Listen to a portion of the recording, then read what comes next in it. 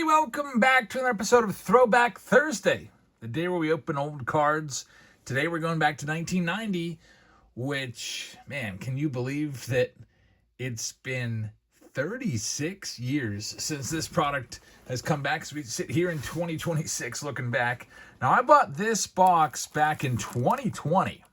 It's been sitting on my shelf because that's a lot of times what I'll do. If I see a good deal out at the flea market or at a baseball card shop, I'll pick up a box and I'll let it sit there, and then eventually I'll just have to open it. So I resisted for 6 years opening this box. I'm going to open it now. I paid $20 for it.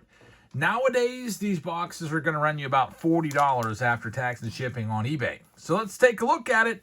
Let's take a look at some boxes I opened. I've done 89 Bowman a few times on the channel over the years, but I don't think I've ever done a 1990 Bowman box. So let's check it out. 528 cards in the set.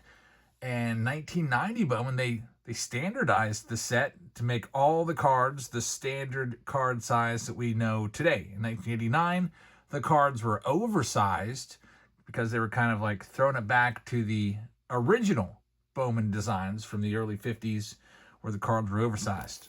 Topps cards were oversized too back then, up until 1957. Collectors were complaining. Like, these aren't fitting in our binder pages. These aren't fitting in our top loaders or our sleeves. I know the 89 Bowman that I had as a kid, I had a ton of it. I used to, they all got damaged because the world just wasn't, wasn't able to adapt to those big card sizes. So we got the standard card sizes here. Let's check these out. Man, this brings back memories. Used to love ripping old wax boxes. Used to do it at least a few times a year. I would get $50 for Christmas. I'd get $50 for my birthday from my grandparents. And that would always go to get a box of cards. And the boxes back then usually were about $5 to $10 a piece. And I had to smell the box. The box smells fantastic. We're talking no mildew.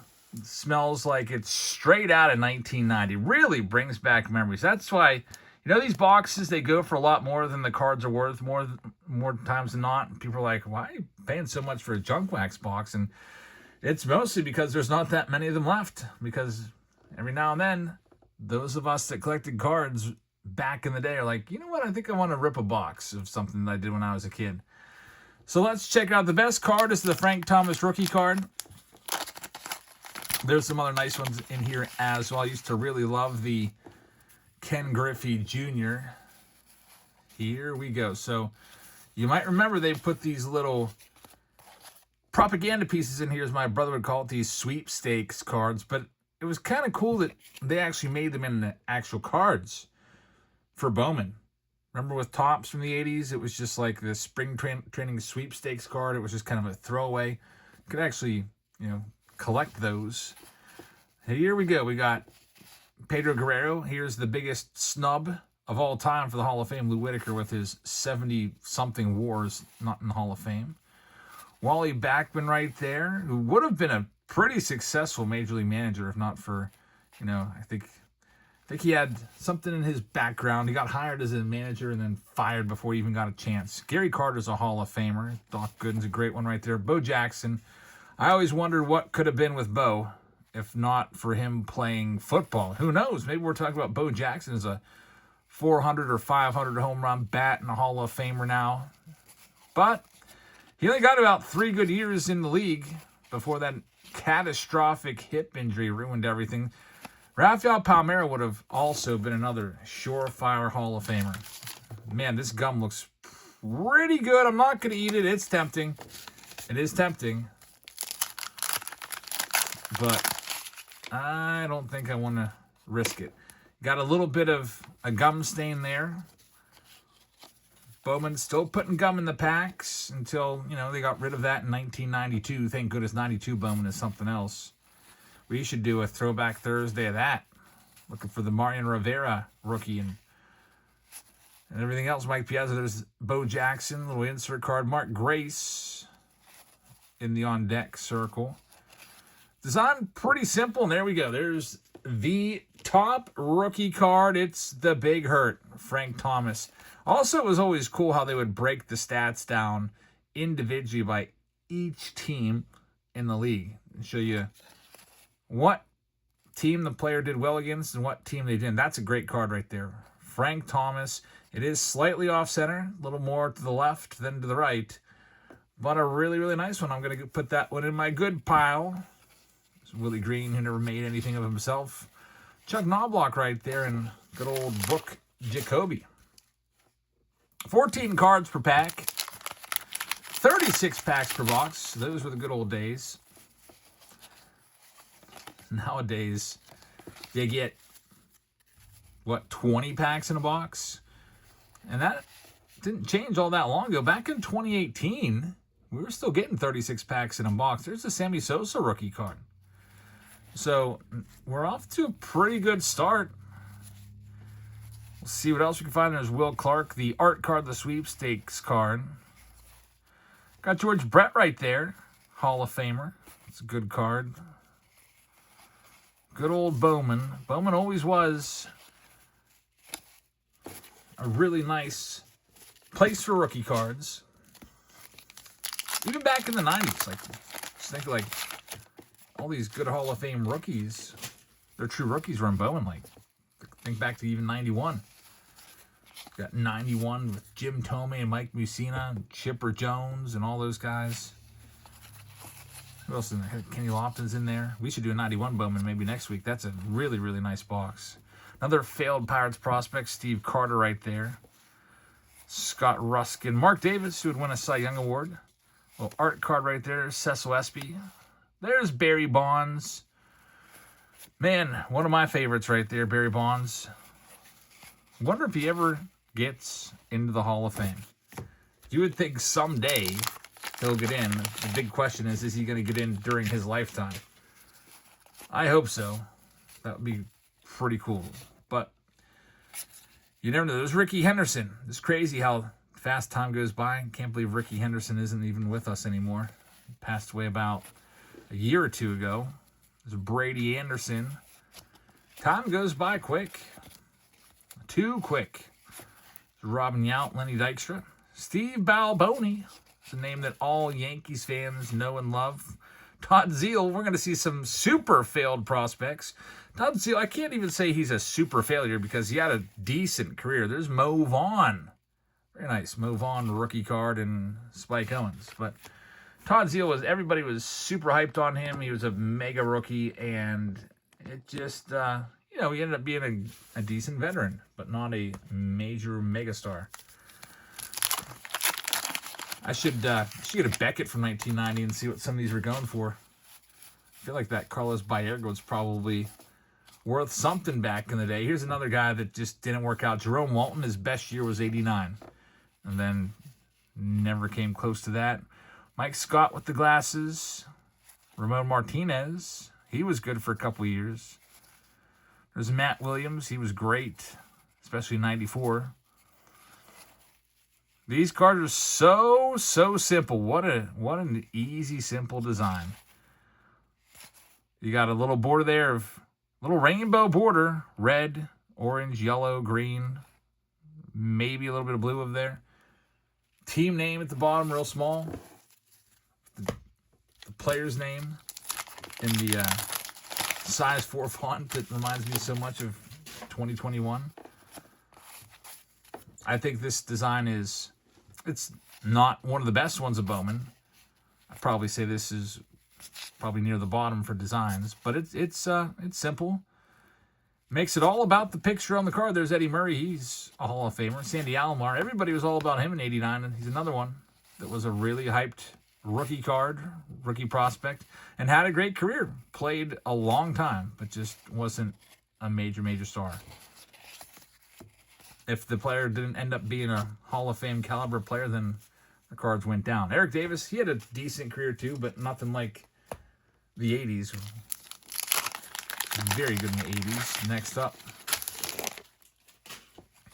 I hate the gum stains, but we're stuck with them. There's Donnie Baseball. Don Mattingly starts this next one off. Joe Carter, putting the shades on. He had a long career. Joe Carter, he's a guy you'd think, probably a borderline Hall of Famer, but his career war is like in the teens, surprisingly. There's Jerome Walton once again. Ken Caminetti. Caminetti would win the MVP, and then unfortunately he passed away way early. He's been gone for a couple decades now, I feel like. Will the Throw Clark coming up. We've had some good luck finding Will Clark cards recently here on the channel. We've hit a couple of his autographs this week out of 2026 tops. Ken Burke fell to lead it off. Former closer Todd Morello. There's Andre Dawson. We pulled his bat. The Under Wraps bat release has been really popular here because it's been so tough to find. I feel like maybe we might be the only people that have been able to grab cases of it so far. I just bought another case today. So the Under Wraps bats will continue.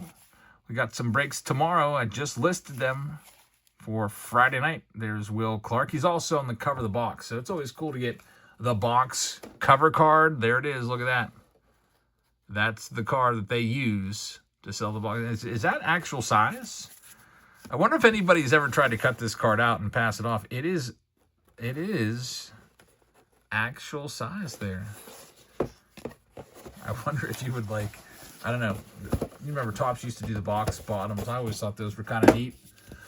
Actual cards with front and backs on a little 4-card sheet that you could cut out and keep. Those were neat back in the day. I've had a couple of those. There's Nolan Ryan, the Ryan Express art card. Again, I don't even know what this sweepstakes was for. It says, did you know that the picture on the other side of this card is a reproduction painting of Nolan Ryan? It's part of a set of 11 players of superstar paintings. And it's a value in excess of $440. What's this, $110,000? Just enter our 1990 Bowman sweepstakes to win a complete set. Total prizes giving away $110,000. I wonder what they valued this set as back in 1990. Probably every set that they gave away, they valued it $100. Bowman in the late 90s used to have a buyer guarantee. Imagine them doing that these days. Their guarantee was if you buy a box of Bowman and get less than $100, they'll give you your money back or something like that. I remember that in the late 90s. I don't know what prices they used. Maybe they used Beckett or whatever, but yeah, most times nowadays, you might buy a box for $500 and not even get $100 worth of cards. It is like buying a lottery ticket every time. Now, sometimes you'll get a massive card in there because, you know, you've seen it. We've done breaks where we've had crazy boxes worth thousands of dollars, and then other boxes that I leave the break saying that was the worst box I've ever seen. Like, for example, museum collection. We pulled a Joe DiMaggio 1-of-1 cut relic autograph. Pulled a Willie Mays cut autograph. And then we've had a box where the two autos were Chase McDermott and Aurelvis Martinez. And the relic was Randy Rosarena. And I still can't get over that box. I don't know how that was even allowed. Here's Bernie Williams coming up. The Bernie Williams rookie card will be on the way. He's a good one. Speaking of him, we've pulled him a couple times recently out of the museum boxes. There's Juan Gonzalez rookie card. Always a good one. Even though he's not a Hall of Famer, you know, Bernie Williams, Juan Gonzalez, I take him and put him aside when I see cards like that. I still have massive amounts of cards from this time period. Kurt Schilling's second-year card that I haven't gone through yet. I used to buy collections back 6, 7, 8 years ago, and they're still all in my garage. They're like piled up as tall as I am. Bunch of white 800 count boxes. In fact, over the years, that tower has started to lean a little bit and shift. I need to go through them. And when I do go through them, what I do is just what I'm doing here. I take out the good ones. Even guys like Big Mac, Mark McGwire, I'll take him out. Not a Hall of Famer, but a really mega star back in this time period. There's Robin Yount. We pulled his autograph a couple times this month. Actually, we pulled him twice in the past week. Once out of a museum and once out of a hobby box of 2026 tops. There's Bert Blyleven, who's a Hall of Famer. That's a guy, when I was growing up, I was like, oh, cool, Bert Blyleven, he's a common. And I'd throw him in the stack with everybody else. He's not, you know, particularly valuable, even though he got into the Hall of Fame. I would still consider that to maybe be about a quarter card. Mickey Templeton starts this next one off. There's Candy Maldonado, Brian Downing, Jose Canseco. Put him in my good stack. Most of the card pictures taken in spring training, it looks like, or early in the season. Moises Alou, this card used to drive me nuts because Moises Alou, you probably remember him. Most of you remember him. I'm going to keep that card in the sleeve. Most of you remember him for the Steve Bartman game in the, 2003 playoffs when there was that foul ball that Moises Alou would have caught, but Steve Bartman thought that he had a shot at it and didn't realize it and interfered.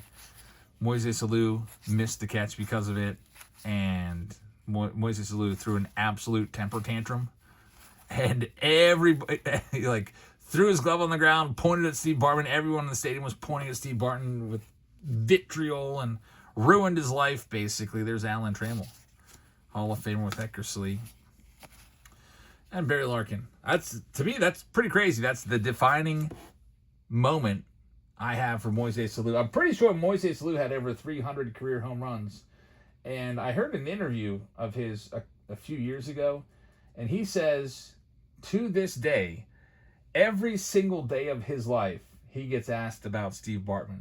That's pretty crazy. Yeah, Moises Alou had 332 career home runs.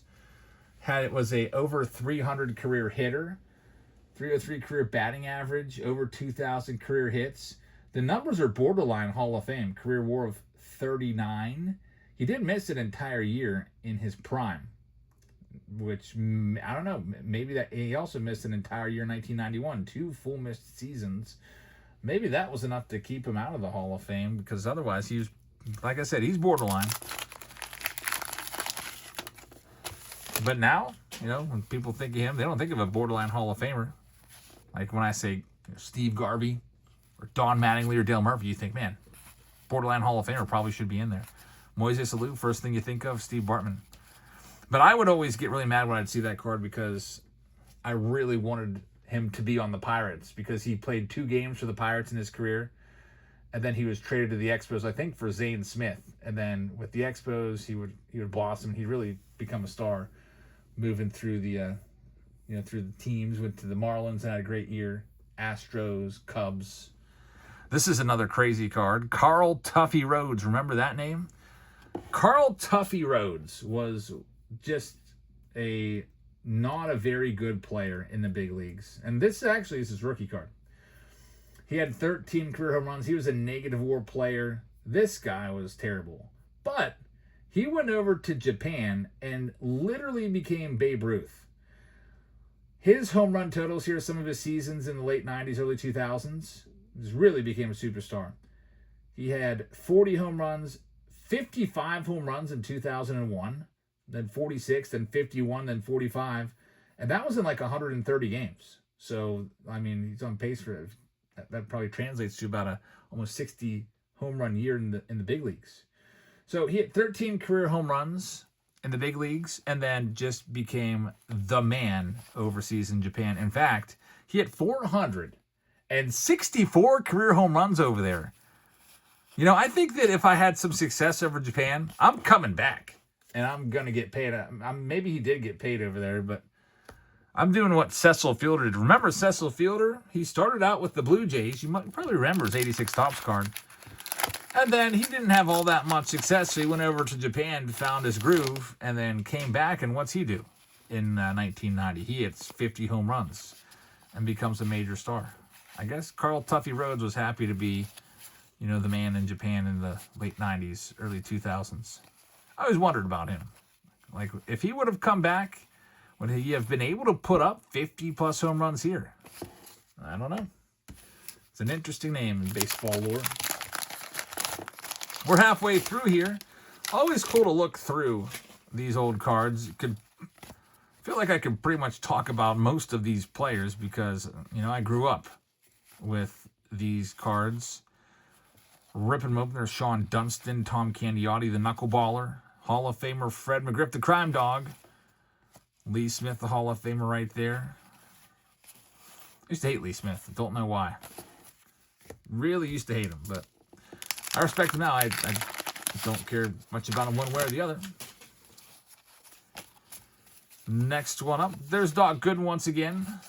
And we got Gary Carter once more, Greg Olson, another big prospect. Don Slott was good for us. I say yes because I'm a Pirates fan. Really hoping the Pirates can make the playoffs this year. Been a Pirates fan since I was a kid. There's Howard Johnson. Used to hate him a whole bunch.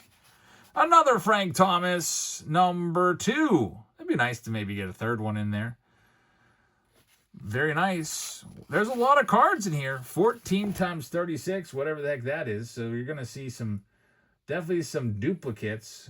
I know some of you are probably already started to whip out your calculator. That's 504 cards. So, doubles of Thomas is pretty good.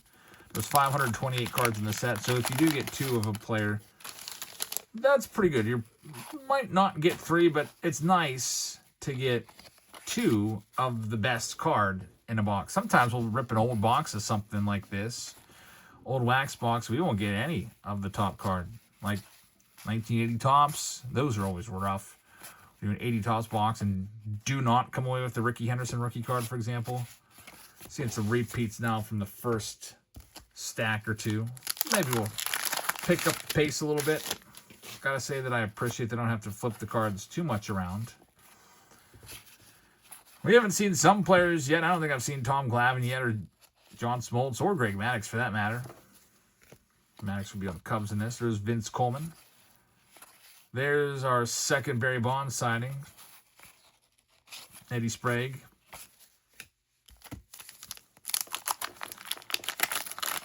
Another Mo Vaughn. Seeing all the repeats now. Stony Baseball. Yeah, back in the day, you used to be able to get a box of these for about $5 to $10. Sammy Sosa rookie card for the second time. Well, might as well get the big rookies out of here if we're going to get doubles. Here comes Mo Vaughn once again. Man, 1991 was pretty weak for rookie cards, by the way. I was just thinking, what are the good rookies in 91 Donruss? There's nobody in there. For a second, I thought Mo Vaughn, rated rookie, but it's not even a true rookie card. Season 90 Bowman. There was some releases that were like that. There's Hall of Famer Harold Baines with the Texas Rangers. Hall of Famer Kirby Puckett. It's not too bad right there. There's freaking Steve Carter once again. We haven't seen, there's Billy Ripken. I don't think we've seen the Cal Ripken Jr. yet, which back in the day would have been one of my favorites. Don Mattingly gets the wax tattoo, unfortunately. There's Nolan Ryan, first time seeing him, and you also get his portrait card with it. That's pretty nice. If anybody, by the way, is interested in all these cards, there's Ozzie Smith. I'll sell them. I'll give you the whole kit and caboodle. There's Donnie Baseball. I was going to list them on Patreon, but it got to be pretty late. I'm filming this right now. It's almost 10 o'clock, actually. My daughter had a spring concert, went out to that, got home from it, laid down on the couch. Next thing I knew, I'd fallen asleep. It's like 9:30. Like, oh boy. Gotta get this video out for you guys. Because we don't miss around here. I don't think I've missed a video upload. We've been doing this for over 10 years, and I've got a streak going back to 2019 every day with the post. There's Paul Molitor. He's a Hall of Famer. Jesse Barfield, Ryan Sandberg, first time seeing him. I mean, another one that's gone too early. Sandberg was great. He was a PC guy for me. Used to collect all his cards back around this time period, actually. 1990. I started Ryan Sandberg binder, all because of the 1990 August Beckett. That was my first ever Beckett. Man, did I love that thing. I was looking up pretty much every card back then. I'd be looking up. And here he comes. Cal Ripken Jr. There it is. So we've seen almost all the cards, which is awesome. It's always nice to get a good, overview of everything. There's the Greg Maddux with the Cubs. He would go on to win a Cy Young with the Cubs before being, shipped off to Atlanta. Although, I shouldn't say shipped off. I believe he signed there as a free agent. But 1992 would win the Cy Young, and then he would just continue his dominance. One of the best ever. There's the Larry Walker rookie card. Another Hall of Fame rookie in there. So you got the Frank Thomas twice. Sammy Sosa's pretty good, but some people might rank this card as the number 2 best one. Hall of Famer Larry Walker. Not too bad. There's Cecil Fielder right there coming back. He didn't even play at all in '89 because he was over in Japan And that's when he found his, we talked about this a few minutes ago, found his groove over there. Came back and then popped off 51 home runs. And that, for me, I think that was the first time in my lifetime that I saw any player hit over 50. And that was a big deal. I thought Cecil Fielder was like the home run king. I didn't think he was the home run king. I knew that was Roger Maris. But for me, that was the most home runs that I'd ever seen. And I'd only been following baseball for a couple years at that point. Who would have thought that we'd see somebody go on to hit 73 like Barry Bonds did in 2001? I wonder if we see anybody ever come close to that again. You know, you can never say never. There's some stats you could probably say never. Like, I don't think we're ever going to see 511 wins ever again. It's just impossible. There's the Ken Griffey Jr. Man, I used to love this card. I think everybody did. It's a second-year Griffey in the batting cage. It's just an iconic picture there, I feel like. Ken Griffey Jr. Very nice. So we pretty much got everything that I was looking for. Let's see what else we can find. There's 36 packs. We have one stack of cards left to go through in this throwback. There's Marquise Grissom. He was a good leadoff hitter. There's John Smoltz. Grissom used to be able to really run. Probably put him a step down from Tim Raines and Ricky Henderson and Kenny Lofton. This Dale Murphy should be in the Hall of Fame. Probably gets in someday. He's got 2 MVPs and was one of the dominant players of the 80s in the National League. I bet you he gets in someday. We see it all the time. Players will not get in for 30 or 40 years and then just takes one ballot to go their way. There's Andy Van Slyke, my favorite player for a while there. Got to meet him last spring. Got him to sign a painting for Mike's Art Studios. That was a great moment. Kind of a full circle moment, getting to meet one of my childhood heroes. I actually dressed up as Andy Van Slyke one year for Halloween. And he was the first ever card I remember getting out of a pack. I got a pack of 89 tops, and he was the big name, and I couldn't believe that I got an Andy Van Slyke card. And then that had me addicted. There's Travis Fryman rookie card. He was a decent player. That card was probably worth like 40 cents back in the day, that Travis Fryman. I remember he was probably the best one in 90 tops traded, him and David Justice. Scott Scudder used to always look absolutely disgusted in all his cards. He always made this face with the curled up lip, just snarling like, I don't know, like there's just an awful smell nearby. Scott Scudder. I don't know why he always just looked like that. Could never give a smile. He looked like that when he was pitching too. Probably the worst cards ever. I think the 2 worst, players that have just awful baseball card faces is Kevin Appier, who always looks like a blowfish in all of his cards because he usually shows him throwing a pitch. You know what I'm talking about. There's Gary Sheffield, 500 plus home runs. He should be a Hall of Famer.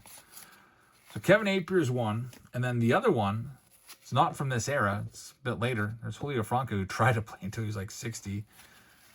The other one was Jeff Karstens. That's a name you probably don't remember. He always just had an awful baseball card face. Just absolutely terrible. But Kevin Appier would be a Hall of Famer for awful baseball card face. There's Darryl Hamilton, who was unfortunately taken from us too young. There's Terry Pendleton. I don't think I ever forgave Terry Pendleton for taking the MVP award from Barry Bonds in 1991. For me, it wasn't even close, but Pendleton got it. I think in part because the Braves made the playoffs after being a terrible team for years. Paul O'Neill. And Pendleton did have a great season, but that one always bothered me. Yeah, that could have been... Barry Bonds could very easily have 8 MVPs if that one would have gone his way. Just 2 packs left after this one. Former manager Mike Scioscia right there. That's Ernie Witt. Hall of Famer Dave Winfield. There's Mitch Williams in happier times. He had no idea when that picture was taken that he would go on to blow the 1993 World Series, giving up that walk-off home run to Joe Carter. World Series walk-off home run in Game 6. 2 packs left. Dave Martinez, most popular for having a really rare error card in 1990. There's Tom Glavine. I mentioned him earlier as one of the guys that was MIA. Got a nice chain on right there of his number. I never remembered him being that flashy. And then here's another guy with some flashiness. Big gold chain. I can't read what it says. Rock Raines. Hall of Famer Tim Raines. It's Bob Walk.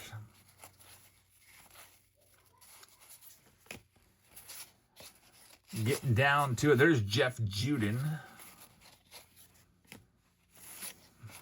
I remember watching an interview with Jeff Juden one time on, I don't know, This Week in Baseball or something. He's just casually being like, yeah, I could throw like 101. Like it was no big deal. Back then, like nobody could throw 101. It's like maybe Nolan Ryan did, but I was like, you're such a liar, dude.